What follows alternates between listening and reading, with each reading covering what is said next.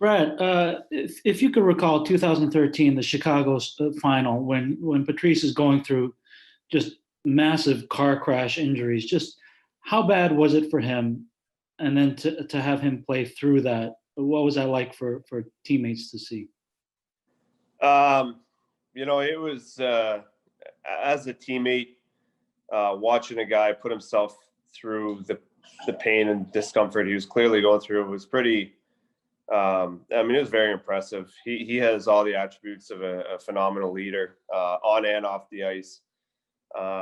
He's been meant to be a captain, 10 years ago. So it's been a long time coming, but it was almost scary being beside him on the bench, watching what he was going through. You didn't know if he was.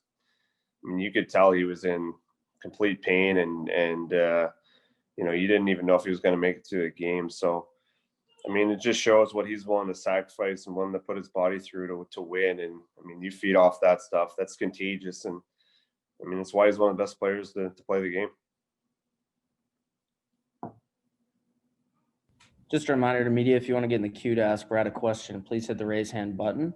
We'll go next to Steve Conroy. Go ahead, Steve. Hey, Brad. I think it's almost 10 years to the month that you were put on Patrice's line in the 2010-2011 season.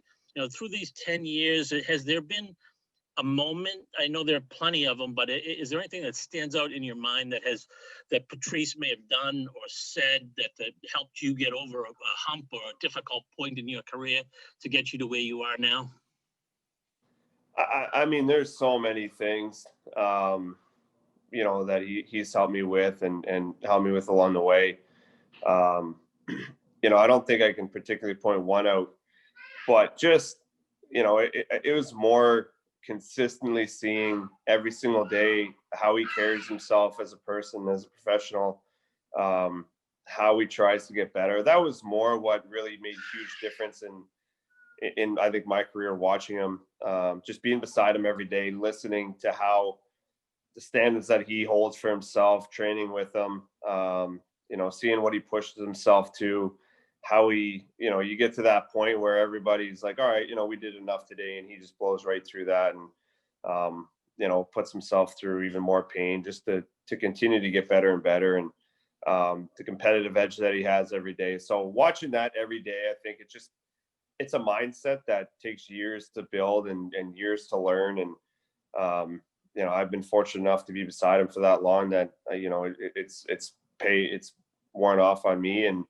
I try to be like him every day, even still, just a mindset of being positive and accepting everything that we're going through and just rolling with it and not getting down or complaining about it. Little things like that just change your mindset to be more positive person and leader and player. And there's still tons to learn from him.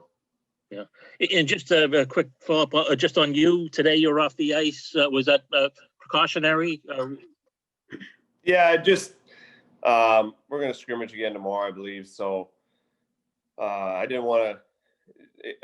I just started skating with the guys on Monday, and only half a practice, and then full one yesterday. So it was more just to not do too much too early. The last thing I want to do is take a step back, and when I'm right there to be in good to go. So it wasn't necessary to play 2 scrimmages in 2 days. So that was more of what it was, just to hang out and relax and recover and make sure that we continue to trend up and not take a step back.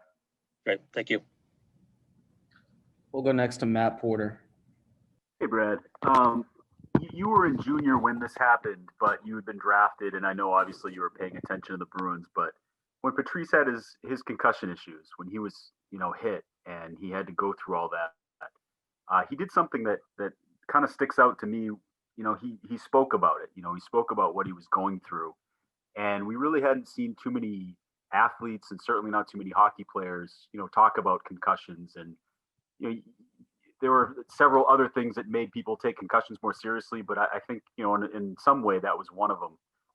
Just being that open about head injuries, and I'm wondering if that made an impression on you. Well, he had. He went through one of the toughest, I think, concussion or, at the time. He was out for a long long period of time.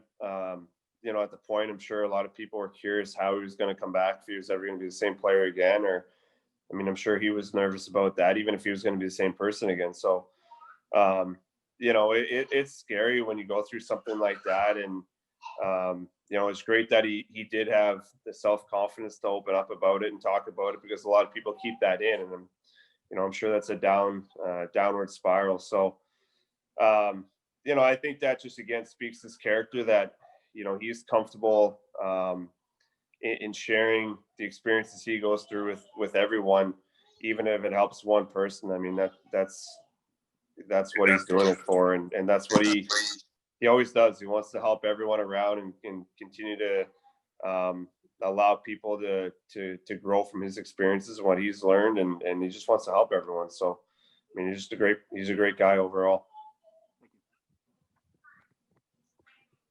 We'll go next to Jimmy Murphy. Hey, Brad, how you doing? Good about yourself. Good, hanging in. Nice shirt, by the way. I like it. Yeah, thanks.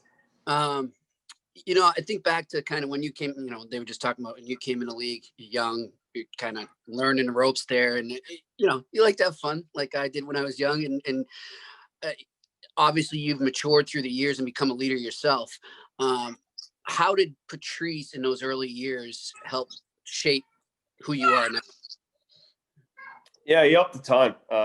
You know, as a younger guy, you come in the league and, you know, you have all kinds of opportunities, especially in Boston. I mean, it's a fun city to grow up in and to be out in. Great sports town, especially while teams are doing well. And, you know, you got to enjoy it. But I think the biggest thing for him was he shows you how to be a professional. And sorry, guys. That's all right. My daughter's trying to be Spider-Man.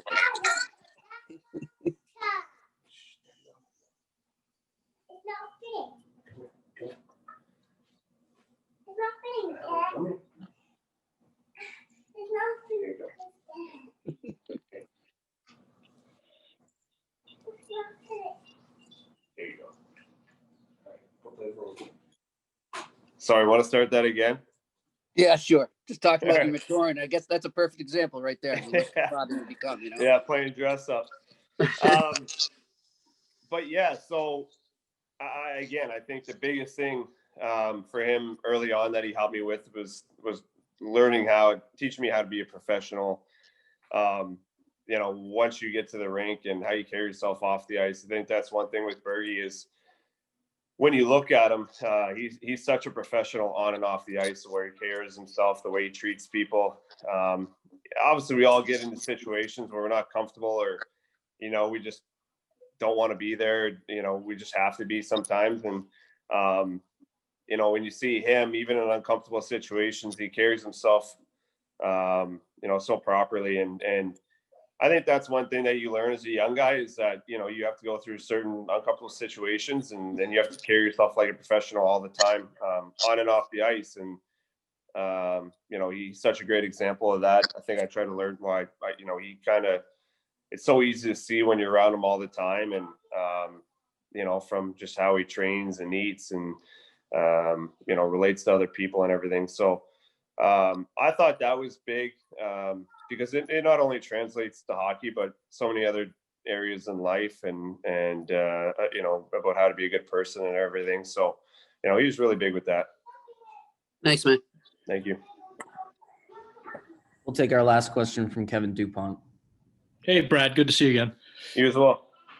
I could be wrong in this premise, and so correct me if I am, but I've always had the feeling that how a room feels, how guys feel in the room is based a whole lot on the current record, you know, last night's win or last night's loss. But, you know, a captain obviously has a responsibility or a role in how a room feels.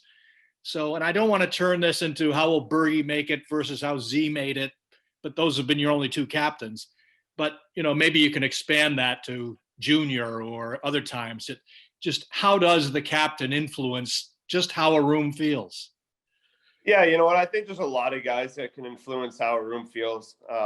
You don't want to leave that solely based to a captain, but I think where a captain plays a huge role is in situations where it's too far one way or another, where you're too excited about a win where maybe you should have lost, or, you know, you're too down about a game and, you know, that you lost or even that you won. You know, that's why I think where the captain realized the situation, like, hey, you want to kind of stay even keel all the time, regardless if you win or lose. You don't want to get too high or low. And when you start to dip or you start to peak too much, you know, they kind of bring it back in check. And I think that's where you see a lot of good captains. They kind of keep everybody in check, because when you get a sense of false confidence, or you're just getting down on yourself too much, it can be dangerous and it can snowball out of control. So, you know, guys like him and Z, and you know, guys like Rex and Fair and Kels and guys like that have a lot of really good leadership qualities. They're able to bring that back in check, and you know, Bergie definitely has that ability. Thank you. Thank you.